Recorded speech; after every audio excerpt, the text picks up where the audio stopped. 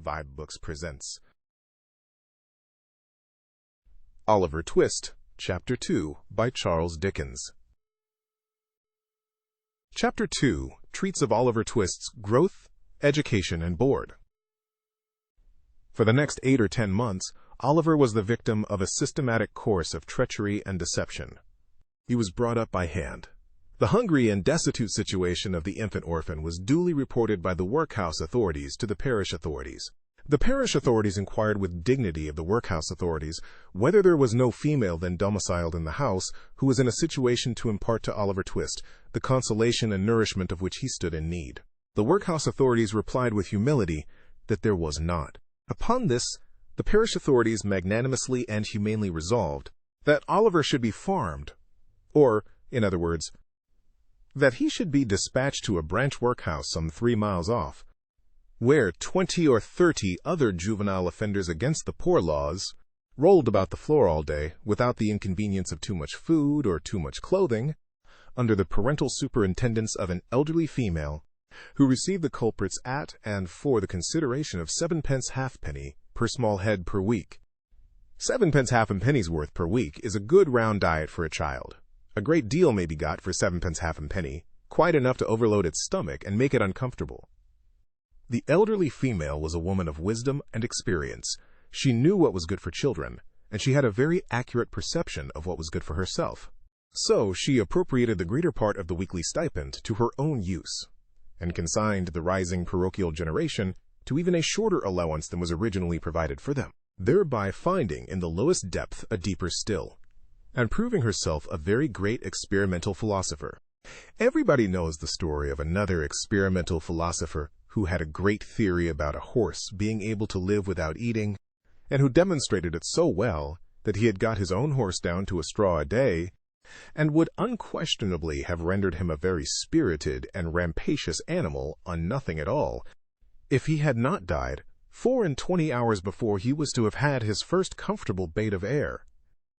Unfortunately for the experimental philosophy of the female to whose protecting care Oliver Twist was delivered over, a similar result usually attended the operation of her system.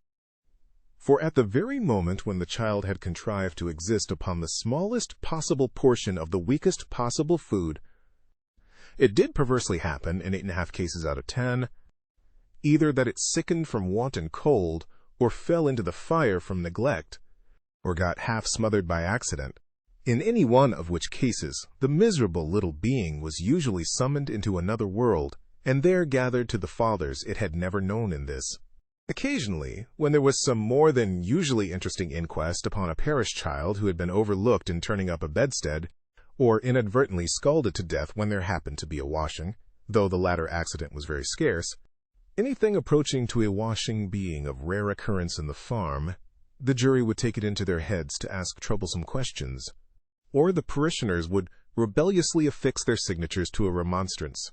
But these impertinences were speedily checked by the evidence of the surgeon and the testimony of the beadle, the former of whom had always opened the body and found nothing inside, which was very probable indeed, and the latter of whom invariably swore whatever the parish wanted, which was very self-devotional.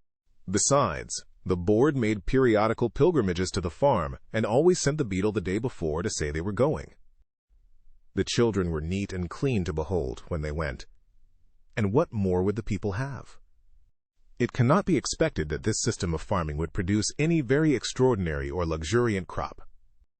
Oliver Twist's 9th birthday found him a pale, thin child, somewhat diminutive in stature, and decidedly small in circumference. But nature or inheritance had implanted a good, sturdy spirit in Oliver's breast. It had had plenty of room to expand, thanks to the spare diet of the establishment, and perhaps to this circumstance may be attributed his having any 9th birthday at all. Be this as it may, however, it was his 9th birthday, and he was keeping it in the coal cellar with a select party of 2 other young gentlemen, who, after participating with him in a sound thrashing, had been locked up for atrociously presuming to be hungry, when Mrs. Mann, the good lady of the house, was unexpectedly startled by the apparition of Mr. Bumble, the beadle, striving to undo the wicket of the garden gate. "Goodness gracious, is that you, Mr. Bumble, sir?" said Mrs. Mann, thrusting her head out of the window in well-affected ecstasies of joy. "Susan, take Oliver and them two brats upstairs and wash 'em directly. My heart alive! Mr. Bumble, how glad I am to see you, surely." Now, Mr. Bumble was a fat man and a choleric, so instead of responding to this open-hearted salutation in a kindred spirit, he gave the little wicket a tremendous shake, and then bestowed upon it a kick which could have emanated from no leg but a beetle's. "Lor, only think," said Mrs. Mann, running out, for the three boys had been removed by this time. "Only think of that. That I should have forgotten that the gate was bolted on the inside, on account of them dear children. Walk in, sir. Walk in. Pray, Mr. Bumble, do, sir." Although this invitation was accompanied with a curtsy that might have softened the heart of a churchwarden, it by no means mollified the beetle. "Do you think this respectful or proper conduct, Mrs. Mann?" inquired Mr. Bumble, grasping his cane. "To keep the parish officers awaiting at your garden gate when they come here upon parochial business with the parochial orphans? Are you aware, Mrs. Mann, that you are, as I may say, a parochial delegate and a stipendiary?" "I'm sure, Mr. Bumble, that I was only a-telling one or two of the dear children as is so fond of you, that it was you a-coming," replied Mrs. Mann with great humility. Mr. Bumble had a great idea of his oratorical powers and his importance. He had displayed the one and vindicated the other. He relaxed. "Well, well, Mrs. Mann," he replied in a calmer tone. "It may be as you say. It may be. Lead the way in, Mrs. Mann, for I come on business, and have something to say." Mrs. Mann ushered the beetle into a small parlor with a brick floor, placed a seat for him, and officiously deposited his cocked hat and cane on the table before him. Mr. Bumble wiped from his forehead the perspiration which his walk had engendered, glanced complacently at the cocked hat, and smiled. Yes, he smiled. Beetles are but men. And Mr. Bumble smiled. "Now don't you be offended at what I'm a-going to say," observed Mrs. Mann with captivating sweetness. "You've had a long walk, you know, or I wouldn't mention it. Now, will you take a little drop of something?" Mr. Bumble. "Not a drop, nor a drop," said Mr. Bumble, waving his right hand in a dignified but placid manner. "I think you will," said Mrs. Mann, who had noticed the tone of the refusal and the gesture that had accompanied it. "Just a leetle drop, with a little cold water and a lump of sugar." Mr. Bumble coughed. "Now, just a leetle drop," said Mrs. Mann persuasively. "What is it?" inquired the beetle. "Why, it's what I'm obliged to keep a little of in the house, to put into the blessed infant's daffy, when they ain't well, Mr. Bumble," replied Mrs. Mann, as she opened a corner cupboard and took down a bottle and glass. "It's gin. I'll not deceive you, Mr. B. It's gin." "Do you give the children daffy, Mrs. Mann?" inquired Bumble, following with his eyes the interesting process of mixing. "Ah, bless 'em, that I do, dear, as it is," replied the nurse. "I couldn't see 'em suffer before my very eyes, you know, sir." "No," said Mr. Bumble approvingly. "No, you could not. You are a humane woman, Mrs. Mann." Here she set down the glass. "I shall take a early opportunity of mentioning it to the board. Mrs. Mann," he drew it towards him, "you feel as a mother. Mrs. Mann," he stirred the gin and water, I drink your health with cheerfulness. Mrs. Mann," and he swallowed half of it. "And now about business," said the beetle, taking out a leathern pocketbook. "The child that was half-baptized Oliver Twist is 9-year-old today." "Bless him," interposed Mrs. Mann, inflaming her left eye with the corner of her apron. And notwithstanding a offered reward of £10, which was afterwards increased to £20. Notwithstanding the most superlative and, I may say, supernatural exertions on the part of this parish, said Bumble, we have never been able to discover who is his father or what was his mother's settlement, name, or condition. Mrs. Mann raised her hands in astonishment, but added, after a moment's reflection, "How comes he to have any name at all, then?" The beetle drew himself up with great pride and said, "I invented it." "You, Mr. Bumble?" "Aye, Mrs. Mann. We name our fondlings in alphabetical order. The last was a S. Swubble, I named him. This was a T. Twist, I named him. The next one comes will be Unwin, and the next Vilkins. I have got names ready-made to the end of the alphabet, and all the way through it again when we come to Z." "Why, you're quite a literary character, sir," said Mrs. Mann. "Well, well," said the beetle, evidently gratified with the compliment. "Perhaps I may be. Perhaps I may be, Mrs. Mann." He finished the gin and water, and added, "Oliver being now too old to remain here, the board have determined to have him back into the house. I have come out myself to take him there. So let me see him at once." "I'll fetch him directly," said Mrs. Mann, leaving the room for that purpose. Oliver, having had by this time as much of the outer coat of dirt which encrusted his face and hands, removed as could be scrubbed off in one washing, was led into the room by his benevolent protectress. "Make a bow to the gentleman, Oliver," said Mrs. Mann. Oliver made a bow, which was divided between the beetle on the chair and the cocked hat on the table. "Will you go along with me, Oliver?" said Mr. Bumble in a majestic voice. Oliver was about to say that he would go along with anybody with great readiness, when, glancing upward, he caught sight of Mrs. Mann, who had got behind the beetle's chair and was shaking her fist at him with a furious countenance. He took the hint at once, for the fist had been too often impressed upon his body not to be deeply impressed upon his recollection. "Will she go with me?" inquired poor Oliver. "No, she can't," replied Mr. Bumble, "but she'll come and see you sometimes." This was no very great consolation to the child. Young as he was, however, he had sense enough to make a feint of feeling great regret at going away. It was no very difficult matter for the boy to call tears into his eyes. Hunger and recent ill usage are great assistants if you want to cry, and Oliver cried very naturally indeed. Mrs. Mann gave him 1,000 embraces, and what Oliver wanted a great deal more, a piece of bread and butter, lest he should seem too hungry when he got to the workhouse. With the slice of bread in his hand, and the little brown-cloth parish cap on his head, Oliver was then led away by Mr. Bumble from the wretched home where one kind word or look had never lighted the gloom of his infant years. And yet he burst into an agony of childish grief as the cottage gate closed after him. Wretched as were the little companions in misery he was leaving behind, they were the only friends he had ever known, and a sense of his loneliness in the great wide world sank into the child's heart for the first time. Mr. Bumble walked on with long strides. Little Oliver, firmly grasping his gold-laced cuff, trotted beside him, inquiring at the end of every quarter of a mile whether they were nearly there. To these interrogations Mr. Bumble returned very brief and snappish replies, for the temporary blandness which gin and water awakens in some bosoms had by this time evaporated, and he was once again a beetle. Oliver had not been within the walls of the workhouse a quarter of an hour, and had scarcely completed the demolition of a second slice of bread, when Mr. Bumble, who had handed him over to the care of an old woman, returned, and, telling him it was a board night, informed him that the board had said he was to appear before it forthwith. Not having a very clearly defined notion of what a live board was, Oliver was rather astounded by this intelligence, and was not quite certain whether he ought to laugh or cry. He had no time to think about the matter, however, for Mr. Bumble gave him a tap on the head with his cane to wake him up, and another on the back to make him lively, and bidding him to follow, conducted him into a large whitewashed room, where 8 or 10 fat gentlemen were sitting round a table. At the top of the table, seated in an armchair rather higher than the rest, was a particularly fat gentleman with a very round red face. "Bow to the board," said Bumble.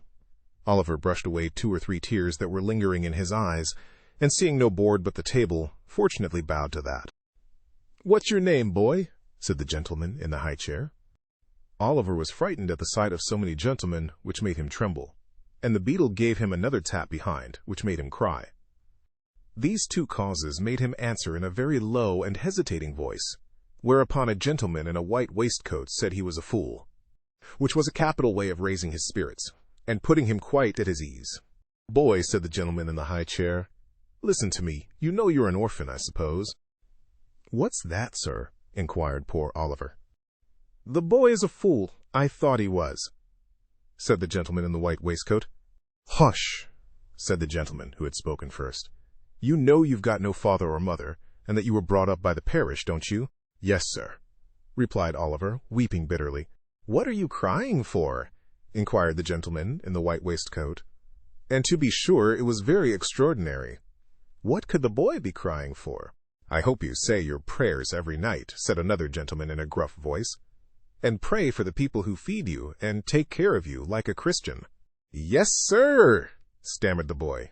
The gentleman who spoke last was unconsciously right. It would have been very like a Christian, and a marvelously good Christian too, if Oliver had prayed for the people who fed and took care of him. But he hadn't, because nobody had taught him. Well, you have come here to be educated and taught a useful trade, said the red-faced gentleman in the high chair. So you'll begin to pick oakum tomorrow morning at 6 o'clock, added the surly one in the white waistcoat. For the combination of both these blessings in the one simple process of picking oakum, Oliver bowed low by the direction of the beadle and was then hurried away to a large ward, where, on a rough, hard bed, he sobbed himself to sleep. What a novel illustration of the tender laws of England! They let the paupers go to sleep. Poor Oliver! He little thought, as he lay sleeping in happy unconsciousness of all around him, that the board had that very day arrived at a decision which would exercise the most material influence over all his future fortunes. But they had, and this was it. The members of this board were very sage, deep, philosophical men, and when they came to turn their attention to the workhouse, they found out at once what ordinary folks would never have discovered. The poor people liked it. It was a regular place of public entertainment for the poorer classes, a tavern where there was nothing to pay, a public breakfast, dinner, tea, and supper all the year round, a brick-and-mortar Elysium where it was all play and no work. "Oh ho," said the board, looking very knowing. "We are the fellows to set this to rights. We'll stop it all in no time." So they established the rule that all poor people should have the alternative, for they would compel nobody, not they, of being starved by a gradual process in the house, or by a quick one out of it. With this view, they contracted with the waterworks to lay on an unlimited supply of water, and with a corn factory to supply periodically small quantities of oatmeal, and issued 3 meals of thin gruel a day, with an onion twice a week, and half a roll of Sundays.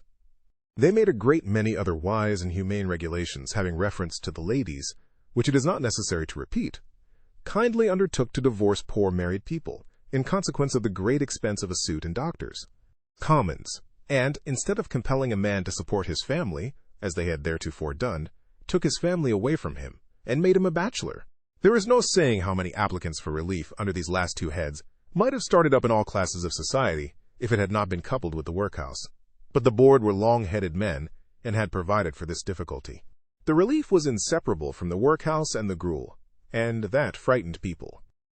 For the first 6 months after Oliver Twist was removed, the system was in full operation. It was rather expensive at first, in consequence of the increase in the undertaker's bill, and the necessity of taking in the clothes of all the paupers, which fluttered loosely on their wasted, shrunken forms after a week or two's gruel. But the number of workhouse inmates got thin, as well as the paupers, and the board were in ecstasies. The room in which the boys were fed was a large stone hall, with a copper at one end, out of which the master, dressed in an apron for the purpose, and assisted by 1 or 2 women, ladled the gruel at meal times. Of this festive composition each boy had 1 porringer, and no more, except on occasions of great public rejoicing, when he had 2 ounces and a quarter of bread besides. The bowls never wanted washing. The boys polished them with their spoons till they shone again, and when they had performed this operation, which never took very long, the spoons being nearly as large as the bowls, they would sit staring at the copper with such eager eyes as if they could have devoured the very bricks of which it was composed, employing themselves meanwhile in sucking their fingers most assiduously, with the view of catching up any stray splashes of gruel that might have been cast thereon. Boys have generally excellent appetites. Oliver Twist and his companions suffered the tortures of slow starvation for 3 months.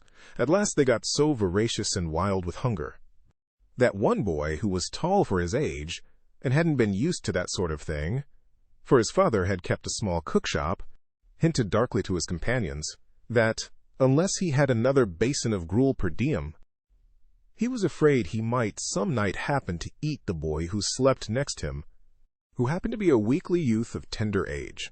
He had a wild, hungry eye, and they implicitly believed him. A council was held, lots were cast who should walk up to the master after supper that evening, and ask for more, and it fell to Oliver Twist. The evening arrived. The boys took their places. The master, in his cook's uniform, stationed himself at the copper. His pauper assistants ranged themselves behind him. The gruel was served out, and a long grace was said over the short commons. The gruel disappeared. The boys whispered each other and winked at Oliver, while his next neighbors nudged him. Child as he was desperate with hunger and reckless with misery. He rose from the table, and advancing to the master, basin and spoon in hand, said, somewhat alarmed at his own temerity, "Please, sir, I want some more." The master was a fat, healthy man, but he turned very pale. He gazed in stupefied astonishment on the small rebel for some seconds, and then clung for support to the copper. The assistants were paralyzed with wonder, the boys with fear. "What?" said the master at length, in a faint voice. "Please, sir," replied Oliver, "I want some more." The master aimed a blow at Oliver's head with the ladle, pinioned him in his arm, and shrieked aloud for the beetle. The board were sitting in solemn conclave, when Mr. Bumble rushed into the room in great excitement, and addressing the gentleman in the high chair, said, "Mr. Limbkins, I beg your pardon, sir. Oliver Twist has asked for more." There was a general start. Horror was depicted on every countenance. "For more," said Mr. Limbkins. "Compose yourself, Bumble, and answer me distinctly. Do I understand that he asked for more, after he had eaten the supper allotted by the dietary?" "He did, sir," replied Bumble. "That boy will be hung," said the gentleman in the white waistcoat. "I know that boy will be hung." Nobody controverted the prophetic gentleman's opinion. An animated discussion took place. Oliver was ordered into instant confinement, and a bill was next morning pasted on the outside of the gate, offering a reward of £5 to anybody who would take Oliver Twist off the hands of the parish. In other words, £5 and Oliver Twist were offered to any man or woman who wanted an apprentice to any trade, business, or calling. "I never was more convinced of anything in my life," said the gentleman in the white waistcoat as he knocked at the gate and read the bill next morning. "I never was more convinced of anything in my life than I am that that boy will come to be hung."